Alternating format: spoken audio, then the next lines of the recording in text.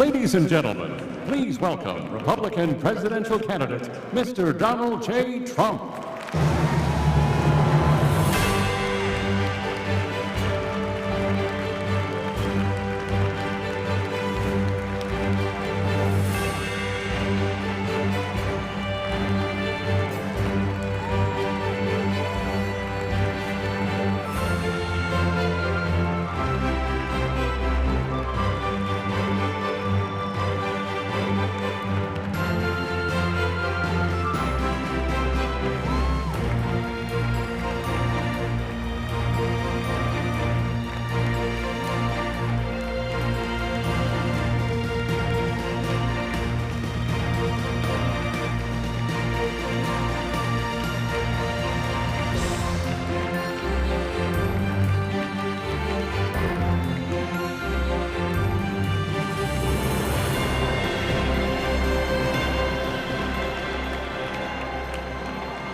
Good evening. Thank you very much. I speak to you today as a lifelong supporter and true friend of Israel.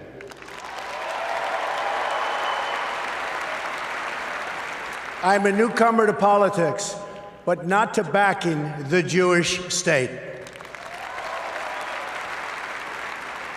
In 2001, weeks after the attacks on New York City and on Washington, and frankly, the attacks on all of us, attacks that they were perpetrated by the Islamic fundamentalists, Mayor Rudy Giuliani visited Israel to show solidarity with terror victims. I sent my plane because I backed the mission for Israel 100%.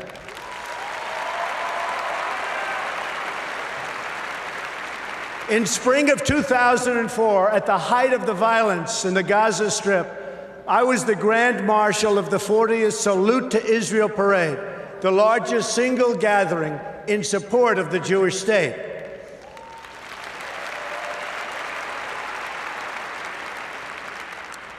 It was a very dangerous time for Israel and, frankly, for anyone supporting Israel. Many people turned down this honor. I did not. I took the risk, and I'm glad I did.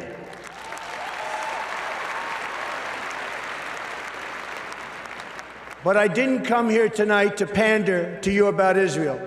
That's what politicians do. All talk, no action, believe me. I came here to speak to you about where I stand on the future of American relations with our strategic ally, our unbreakable friendship, and our cultural brother, the only democracy in the Middle East, the State of Israel.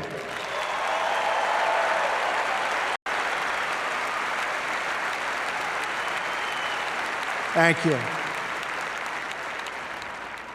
My number one priority is to dismantle the disastrous deal with Iran.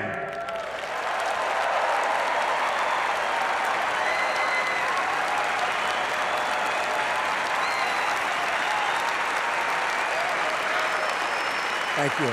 Thank you. I have been in business a long time. I know deal making. And let me tell you, this deal is catastrophic for America, for Israel, and for the whole of the Middle East. The problem here is fundamental. We've rewarded the world's leading state sponsor of terror with $150 billion, and we received absolutely nothing in return.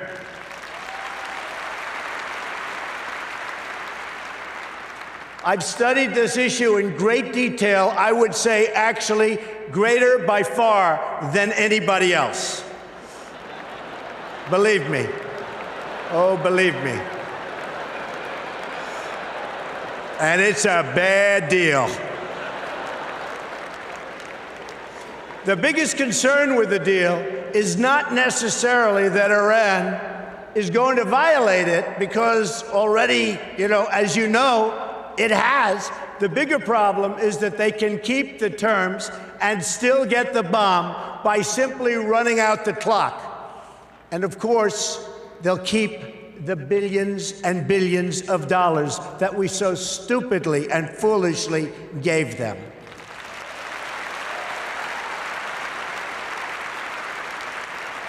The deal doesn't even require Iran to dismantle its military nuclear capability. Yes, it places limits on its military nuclear program for only a certain number of years. But when those restrictions expire, Iran will have an industrial-sized military nuclear capability ready to go and with zero provision for delay, no matter how bad Iran's behavior is. Terrible, terrible situation that we are all placed in, and especially Israel.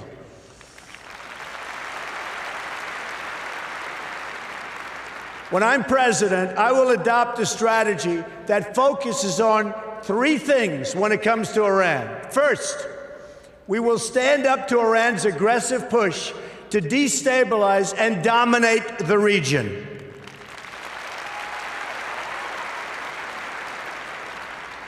Iran is a very big problem and will continue to be. But if I'm not elected president, I know how to deal with trouble. And believe me, that's why I'm going to be elected president, folks.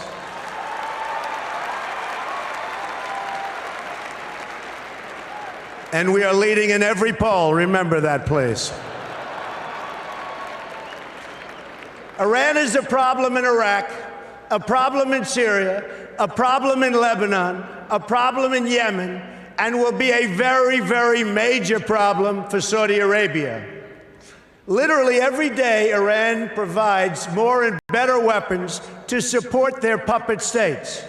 Hezbollah, Lebanon received, and I'll tell you what, it has received sophisticated anti-ship weapons, anti-aircraft weapons, and GPS systems and rockets like very few people anywhere in the world, and certainly very few countries have.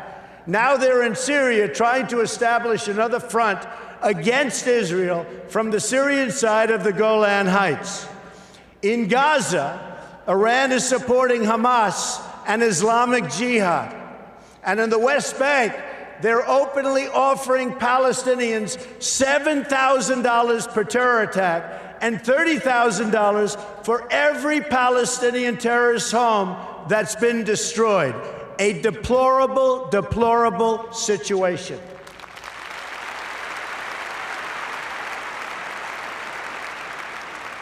Iran is financing military forces throughout the Middle East, and it's absolutely incredible that we handed them over $150 billion to do even more toward the many horrible acts of terror.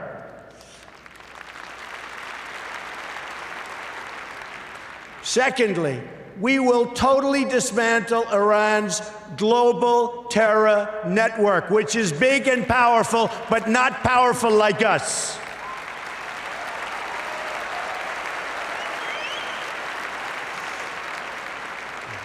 Iran has seeded terror groups all over the world.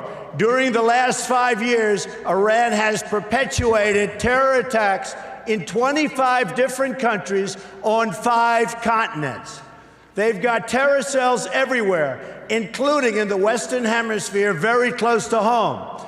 Iran is the biggest sponsor of terrorism around the world, and we will work to dismantle that reach. Believe me, believe me.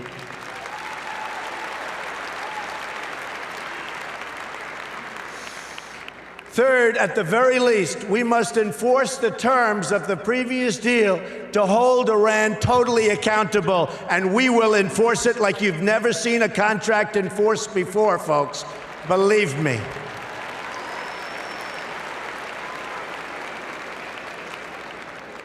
Iran has already, since the deal is in place, test-fired ballistic missiles 3 times. Those ballistic missiles, with a range of 1,250 miles, were designed to intimidate not only Israel, which is only 600 miles away, but also intended to frighten Europe and someday maybe hit even the United States. And we're not going to let that happen. We're not letting it happen, and we're not letting it happen to Israel, believe me.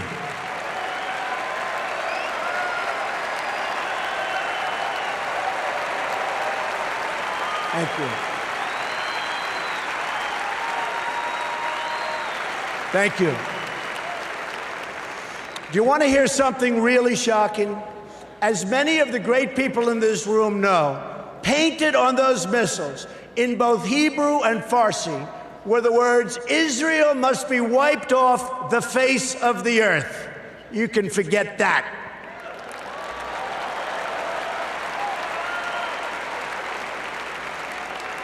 What kind of demented minds write that in Hebrew? And here's another. You talk about twisted. Here's another twisted part. Testing these missiles does not even violate the horrible deal that we've made. The deal is silent on test missiles. But those tests do violate the United Nations Security Council resolutions. The problem is no one has done anything about it. We will, I promise we will.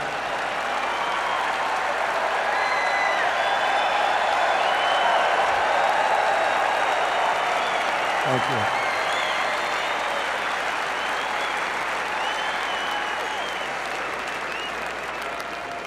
Which brings me to my next point, the utter weakness and incompetence of the United Nations.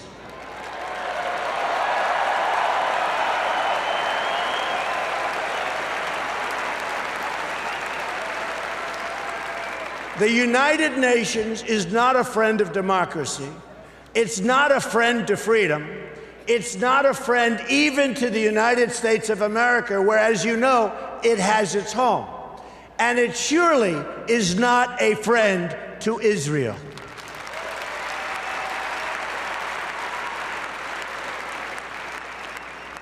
With President Obama in his final year, yay.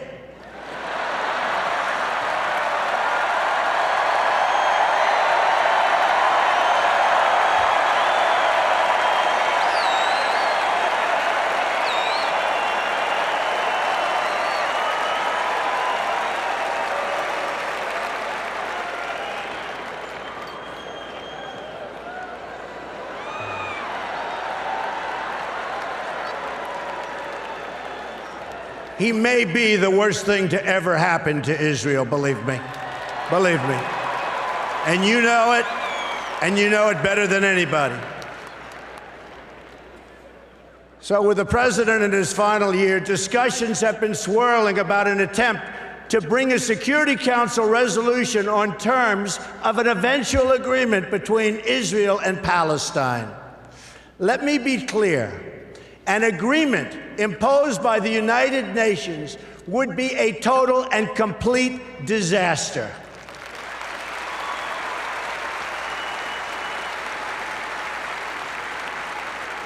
The United States must oppose this resolution and use the power of our veto, which I will use as president 100%.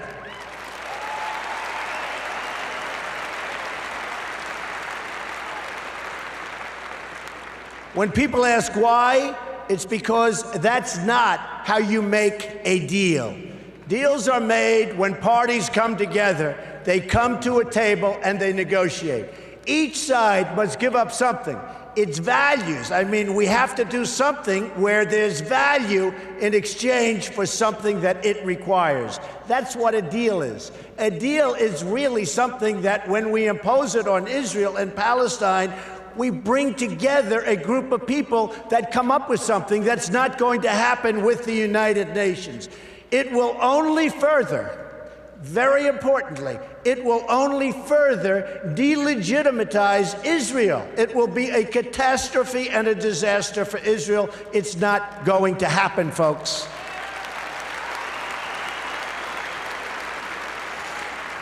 And further, it would reward Palestinian terrorism, because every day they're stabbing Israelis and even Americans. Just last week, American Taylor Allen Force, a West Point grad, phenomenal young person who served in Iraq and Afghanistan, was murdered in the street by a knife-wielding Palestinian.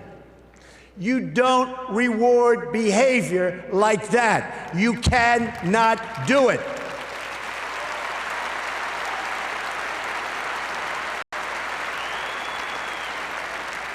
There's only one way you treat that kind of behavior. You have to confront it.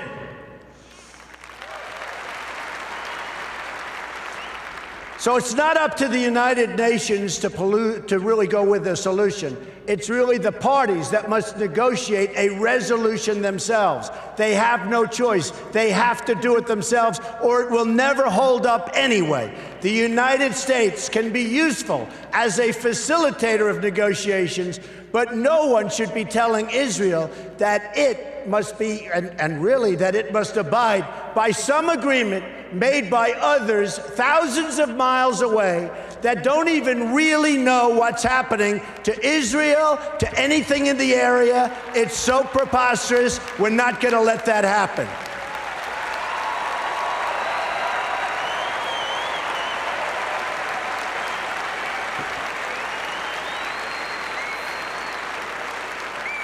When I'm president, believe me, I will veto any attempt by the UN to impose its will on the Jewish state.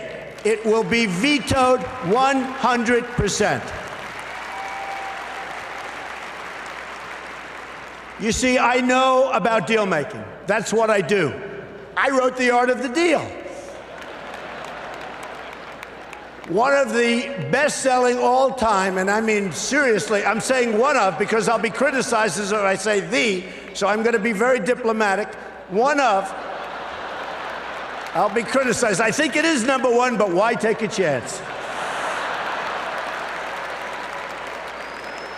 One of the all-time best-selling books about deals and deal-making.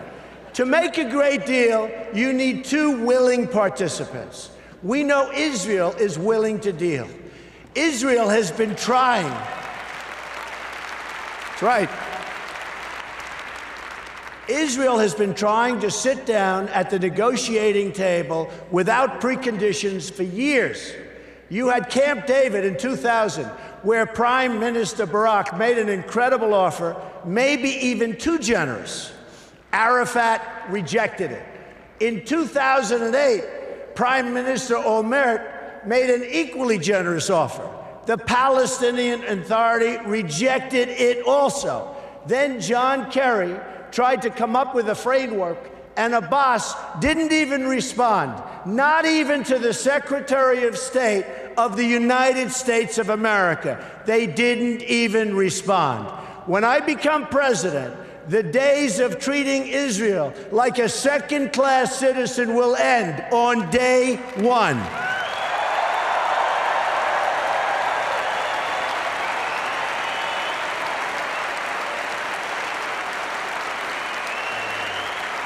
Thank you. And when I say something, I mean it. I mean it.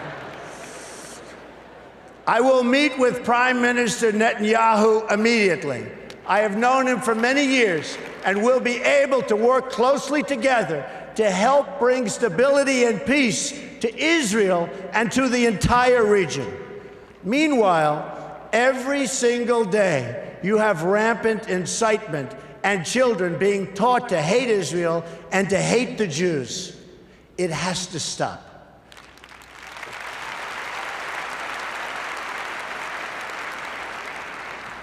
When you live in a society where the firefighters are the heroes, little kids want to be firefighters. When you live in a society where athletes and movie stars are the heroes, little kids want to be athletes and movie stars. In Palestinian society, the heroes are those who murder Jews.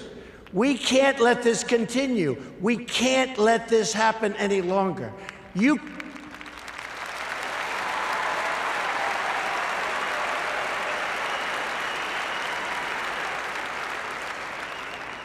You cannot achieve peace if terrorists are treated as martyrs.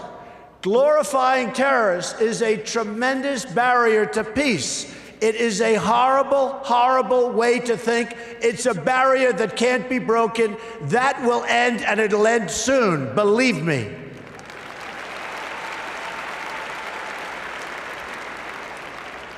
In Palestinian textbooks and mosques, you've got a culture of hatred that has been fermenting there for years, and if we want to achieve peace, they've got to go out and they've got to start this educational process. They have to end education of hatred. They have to end it, and now.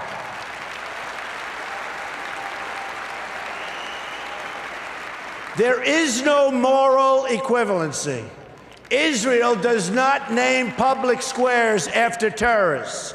Israel does not pay its children to stab random Palestinians. You see, what President Obama gets wrong about deal-making is that he constantly applies pressure to our friends and rewards our enemies.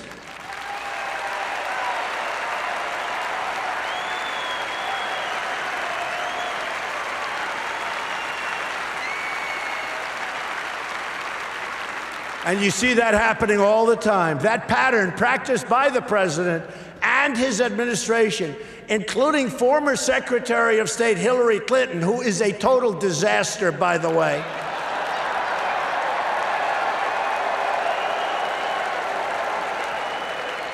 She and President Obama have treated Israel very, very badly.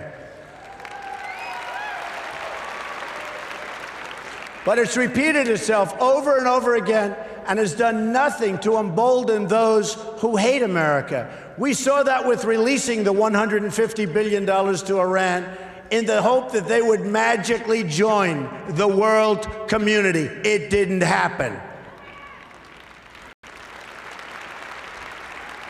President Obama thinks that applying pressure to Israel will force the issue, but it's precisely the opposite that happens. Already, half of the population of Palestine has been taken over by the Palestinian ISIS and Hamas, and the other half refuses to confront the first half, so it's a very difficult situation that's never going to get solved unless you have great leadership right here in the United States. We'll get it solved one way or the other. We will get it solved.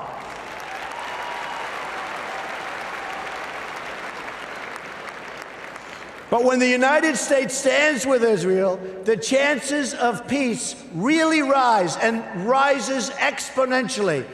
That's what will happen when Donald Trump is president of the United States.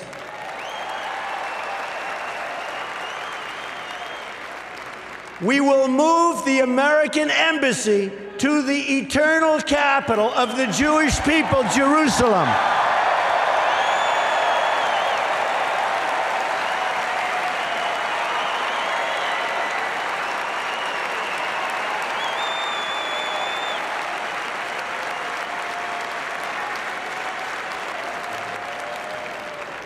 And we will send a clear signal that there is no daylight between America and our most reliable ally, the State of Israel.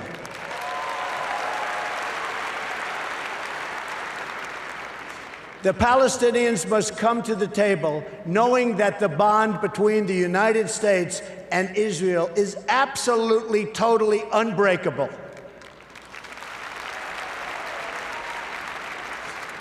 They must come to the table willing and able to stop the terror being committed on a daily basis against Israel. They must do that. And they must come to the table willing to accept that Israel is a Jewish state and it will forever exist as a Jewish state.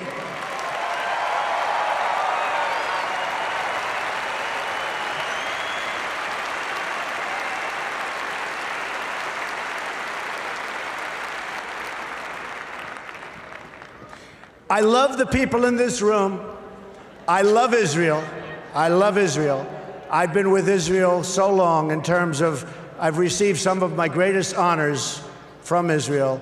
My father before me, incredible. My daughter Ivanka is about to have a beautiful Jewish baby.